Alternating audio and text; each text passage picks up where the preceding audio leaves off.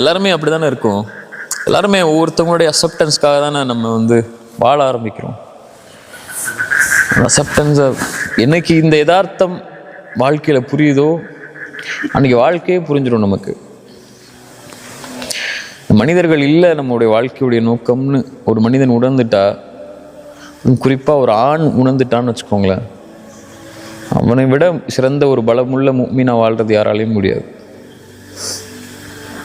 ரசூலுல்லாஹ்வுடைய வாழ்க்கையில் நீங்கள் எங்கே எடுத்து பார்த்தாலும் யாருடைய அங்கீகாரமும் அவங்க எதிர்பார்த்துலாம் நிற்கல.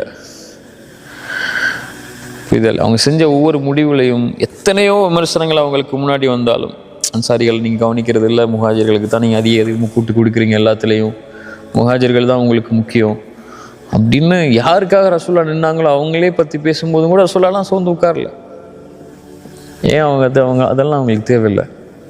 அவங்க இருக்கிறதும் அவங்க செய்கிறதும் அல்லாஹ்வுக்காக, அவ்வளோதான். அதில் மக்கள் புகழணும், இகழணும், மக்கள் ஏற்றுக்கணும், அங்கீகரிக்கணும், மக்கள் நம்மளை நல்லவங்கள்னு சொல்லணும், அதெல்லாம் சொல்ல விரும்பவே இல்லை.